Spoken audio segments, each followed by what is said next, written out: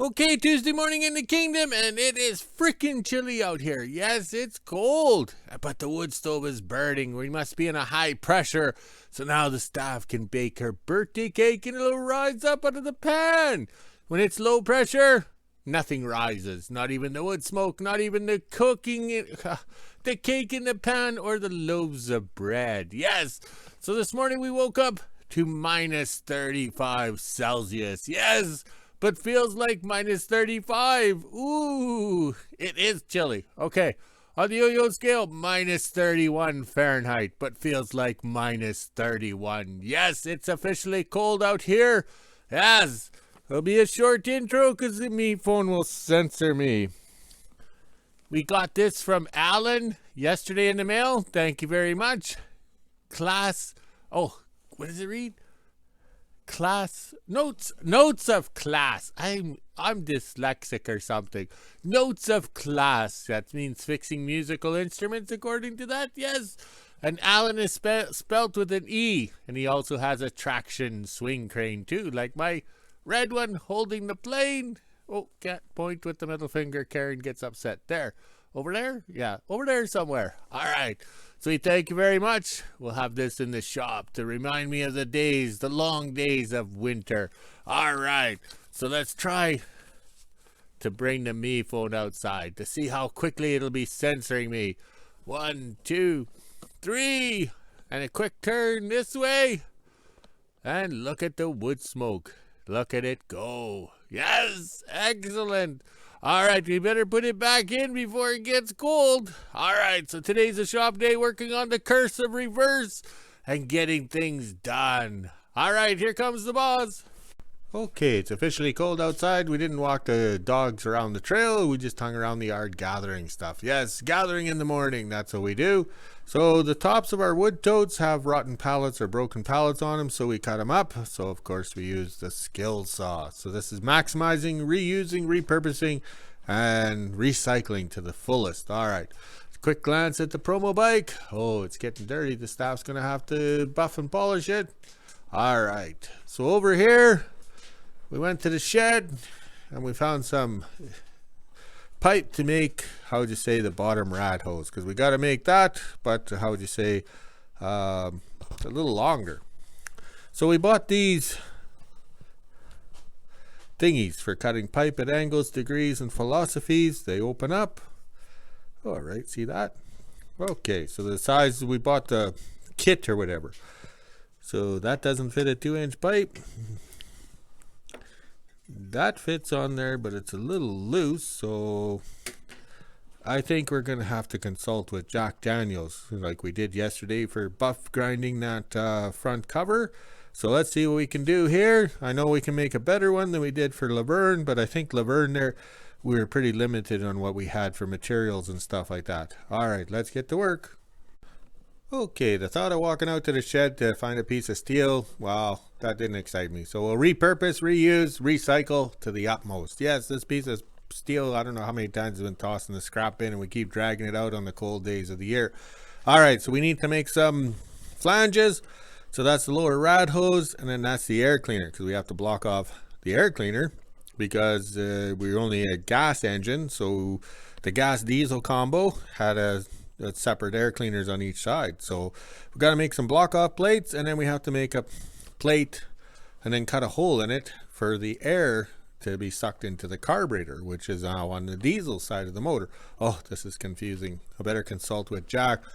So buff it up, make it look pretty, use the paint marker, and then use the plasma cutter. Oh wait, it's over here.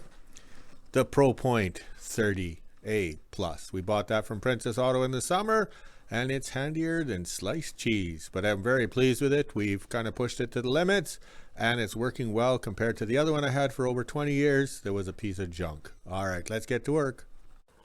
Okay, it wasn't a very productive morning, but it was all these little things, and it takes time. So to cut the pipe, or the hole for the pipe, I drilled a hole, and then I chased it around because I didn't want the plasma cutter blowing back up and ruining a tip, and I want the pipe inside, because I have to lift it up a bit and weld a smoothness inside, because we can't have the water, or that's where it'll rust out. Okay, so I got the belt tightened up with a tarp strap, And now we just have to make it fit behind that fan belt and call it good.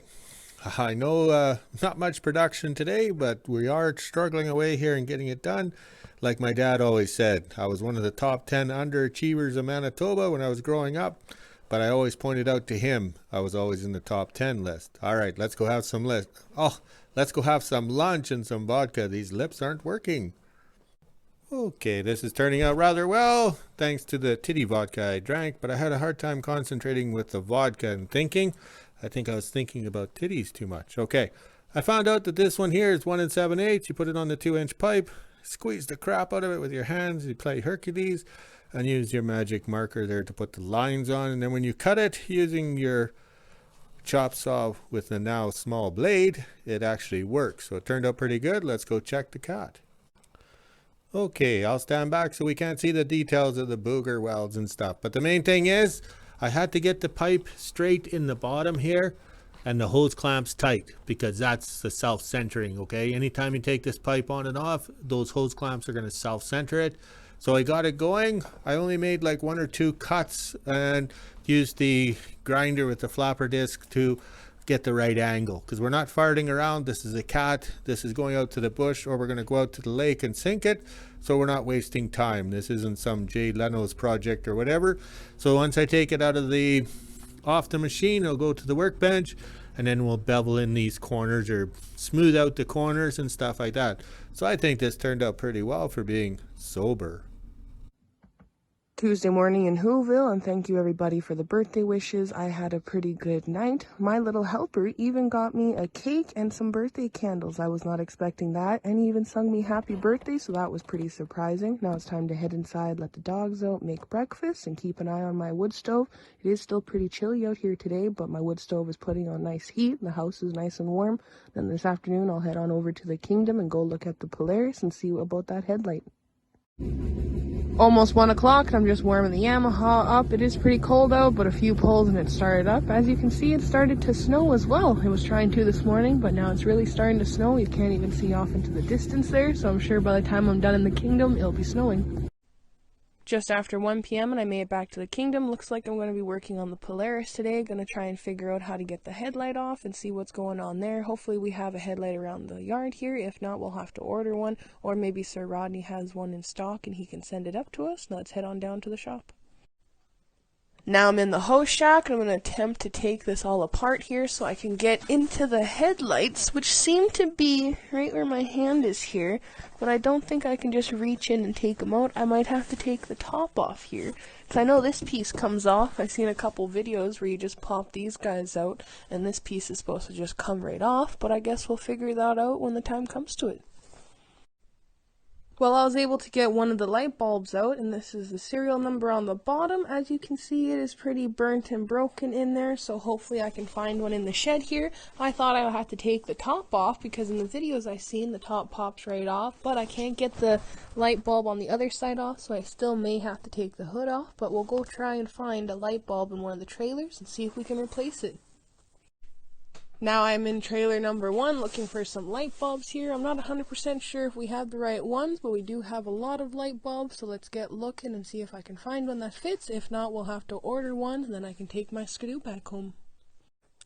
Had no luck finding any light bulbs. We have a lot of them, as you can see here, but nothing that fits, and the bottoms don't line up either, so now I'm going to head back into the hose shack and put this one back. That way we don't lose it, and then we'll have to order one.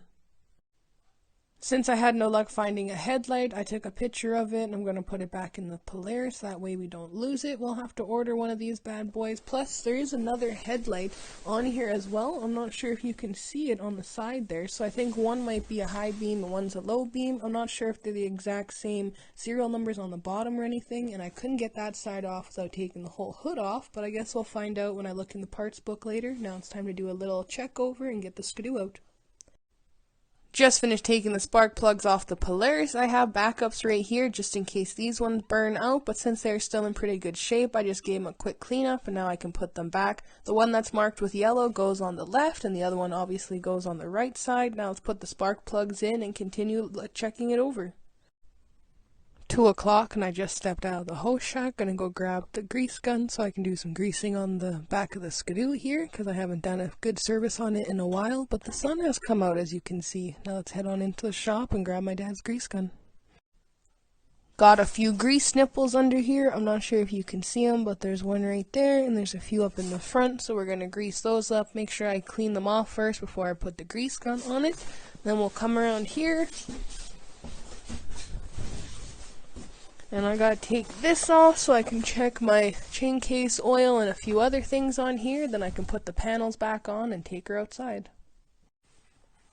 Just opened my little chain case hole, and as you can see, it is all the way up to the line right here. I'm not sure if it's overfilled or what's going on here, but I'll have to go ask my dad because that is pretty full.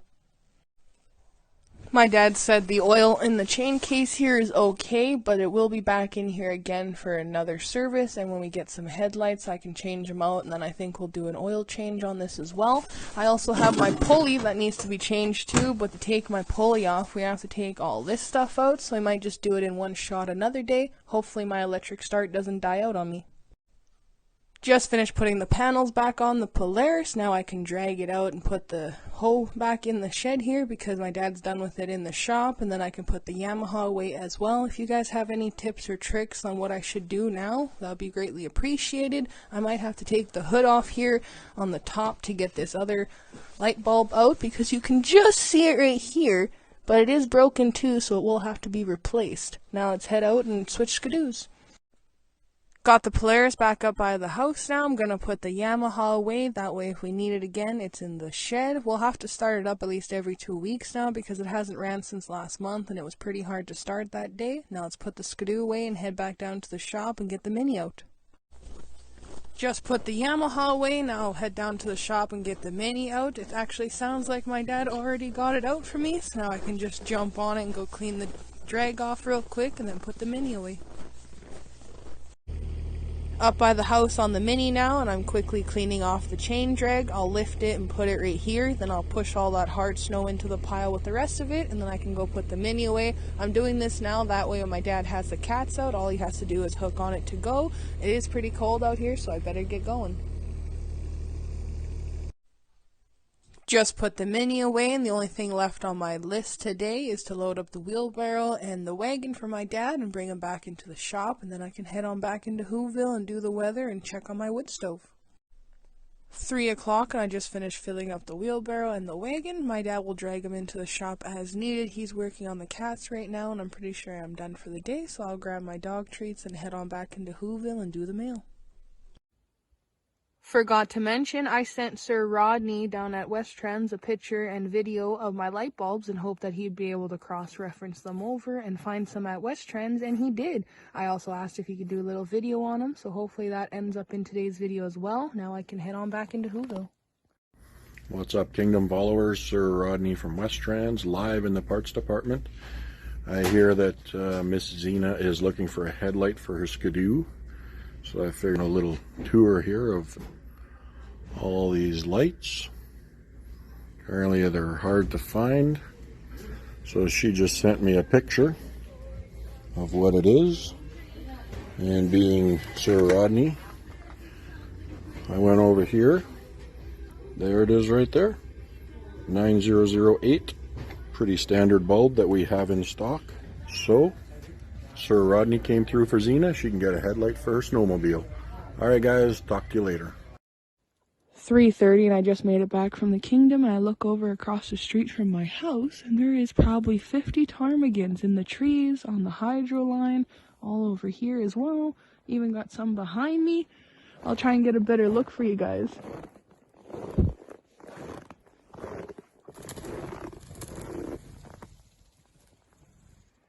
There is lots of them in the trees here. Look at those guys. Now let's head inside and go do the weather.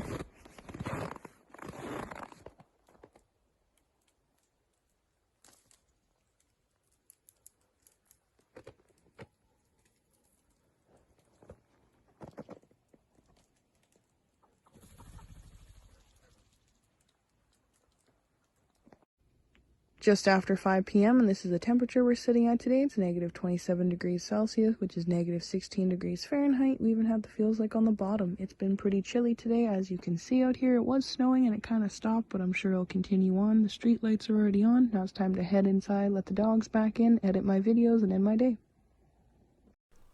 Okay, we went into a high pressure system. The stove is burning hot. Like, it got hot in here, and we even opened the doors to get rid of the mini hoe out. Okay, see, there's no mini hoe, so we have some room. And this thing just brought the heat back up in the building here. No problem. So we got the damper closed, the vents closed, yeah, doors closed, yada, yada, yada. And this is the same freaking wood we've been trying to burn for 2 days. So we went to a high pressure system. So now if the staff makes a cake, her birthday cake, it'll rise high in the pan. All right, so over here, we kind of perform magic. And one thing we noticed about going for gasless is when you weld on a brand new exhaust pipe, there seems to be a coating on the exhaust pipe that kind of fluctuates wherever. So you do a series of welds over top, kind of burn it off, and then you buff it, grind it, and then you can do your second welds over top. So this is turning out really well. Now I just have to notch the pipe in there to clear the fan belt, because I think I might wear out the fan belt. But that turned out really well, considering, well, plus it turned out better than Laverne's. Oh, Laverne's, I don't want to look at it. It's probably kind of boogered. All right, let's go have some coffee with some vodka in it, and we can, oh, titty vodka, so we can think about vodka and think about titties. Okay, we're down to the nitty gritty on this pipe here, the lower rat hose. Yes, I'd probably buy a broken T6 cat with a blown motor, broken tracks and everything just to get this pipe. But oh well, this is more fun. All right, so I was testing it using, how would you say, pushing the belt this way. This was backed, whoops, over here. This was backed off all the way, so the belt was down. All right, so now that I got it tight, where it's supposed to be operational in theory, it moves this back. So we went from being over here to over there. So, oops.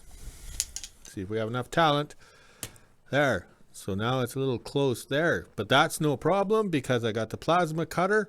I can reach in the back here because I haven't welded it, nick out some more, beat on that pipe and make it fit. So this should work out good. I'm very pleased how it's turned out, and we'll have to do one more weld over everything because it's kind of not the best welds, and then we'll do a water test and we should be good. Okay, that took a lot longer than I thought, but again, I'm learning. Yes, learning. Okay, I'm a welder with gas on the MIG wire. So now I'm learning the Hobart Handler 100 gasless. So here you are trying to do welds. Okay, and I wanted lots of welds on the joints because we actually break these pieces. Okay, it's hard to believe we can actually break it. There's the original one down there. If we do stupid things with the cat, like take him swimming, we can crack this out here. And I tried welding those. They're pretty tough. It's a funny cast and it's best to braze them. So I had no problem spending, how would you say, the afternoon welding, cutting, fitting, grinding, but we knew this was going to be a big project. Okay, so most people would have sat in the house boo-hooing they can't find one like this, the IH part number. Longer, I checked my notes in 2018. I phoned around and yada yada yada, nobody had or whatever. Okay, so I knew this was going to be a big project. Plus I learned today I'm cutting angles and degrees and philosophies. I'm using the plasma cutter, the ProPoint 30A plus, because I did a lot of the trim cuts with everything like that using that. Okay, so in the past we used to use the chop saw. So this worked out good. It was a learning experience. We had fun. We didn't waste any. Like, it worked out. We had a little bit of pipes back here. So anything we cut, it worked out. Like, we weren't cutting a bunch of pieces, trial and error. And we got the fan belt to fit in here nice. So this worked out good. We got it sitting here full of water. I don't see my welds leaking. Okay. The one thing I'm finding with the gasless is you get lots of little pits and stuff. It doesn't, the bead or the puddle doesn't flow like when you got the gas, okay? But also too, the buffing wheels from Rex down in California, they are flexible, okay, compared to the ones I have. So I was able to, how would you say, wedge it in, wang it in, shove it in, and got it so good. All right, there doesn't seem to be any leaks, so we'll splash some paint on it and put it by the wood stove. Okay, there's the final test fit. Everything's tight, the bolts are tight, the hose clamp's tight, everything's going to work out. I'm not too worried about flow restrictions or anything like that because these cats are used in the winter, so I've never had a problem of overheating them for some reason, unless the thermostat jams up and then it overheats. But that turned out very well. Very pleased. All right, let's get some paint on it and then hopefully we can call it a day. Okay, I'm outside now. If you can't tell, have another drink. All right, this is Laverne, and I did this one in 2019, but I had exhaust pipes. I think I used the exhaust pipes off the Buick or something. I don't know if we can see it. Oh, this is terrible. But you can kind of get an idea. But I've kept an eye open for pipe like that from the exhaust and stuff. Like you kind of have it new. You can't really use stuff because it's half rotten. So today's choice of using new 2-inch pipe from Sir Rodney worked out very well. Okay, I know I'm going to be short for today's video, so we'll add some stuff that we did at 2022 at this time of year. I think so. Yes. No. 2023. Yeah, we changed the year. Oh no. Oh boy. I better have another drink.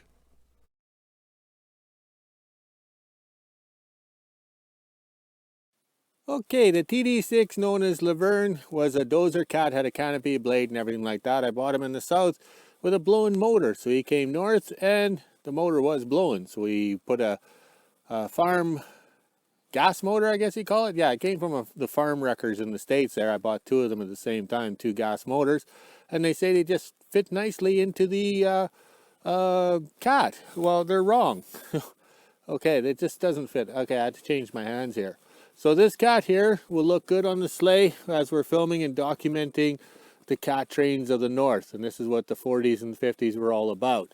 But the best part is, with those LED lights, compliments of Sir Rodney and Westrans, will shine over the $42,000 promo bike. Everybody's asking questions on it, but there is really nothing to discuss. The builder destroyed the bike. Like, I mean destroyed it. It's just absolutely crap. He said it was going to be the awesome build, but it was an awesome piece of junk. And the great thing is, you know, look at the Bondo, look at the crap. Like, I'm not going to discuss it. I have a $42,000 coffee table. Sir Rodney is building a professional bike, and he'll do a better job using his carpentry tools than this guy did building this promo bike. And it's a shame. Like, we couldn't even take it to a blind man's bike rally because it was such a terrible build. But enough of that. Let's get back to Laverne. Okay. So Laverne's lights will shine over the $42,000 coffee table to light up the barrels when filming, because the barrels were on the sleighs at 44 barrels, 44 drums of fuel, and at the prices today in WHO-ville here, that's just under 20,000 Canadian to fill one sleigh. But that's how they got the fuel to the remote communities in the north here, and the cat trains did it all. So Laverne's sitting up here. He's a complete running cat. The gas motor runs.